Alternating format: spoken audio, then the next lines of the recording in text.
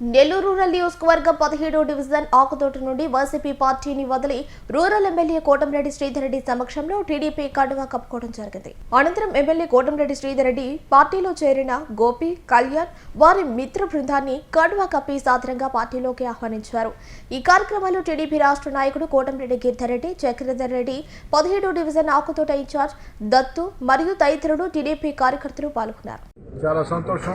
Nellore rural నియోజకవర్గం ఆకుతోట దళితవాడకు సంబంధించి గోపి వారి మిత్ర బృందం అందరూ కూడా ఈరోజు వైఎస్ఆర్ కాంగ్రెస్ పార్టీకి రాజీనామా చేసి తెలుగుదేశం పార్టీలో చేరారు. గోపిని వారి మిత్ర బృందానికి తెలుగుదేశం పార్టీ కండువాలు కప్పి సాదరంగా పార్టీలోకి ఆహ్వానించడం జరిగింది.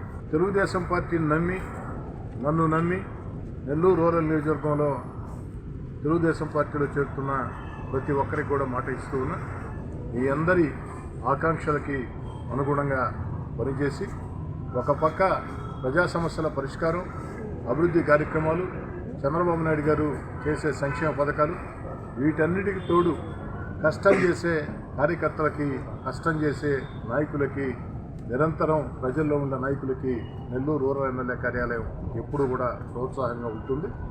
ఆ దిశగా గోపిని వారి మిత్ర బృందాన్ని పూర్తి స్థాయిలో స్థానికంగా కూడా అందరూ కూడా ఇప్పటికే పనిచేస్తున్నటువంటి తెలుగుదేశం పార్టీ నాయకులందరూ కూడా కలిసి ఈ కార్యక్రమాన్ని ఏర్పాటు చేయడం చాలా సంతోషం.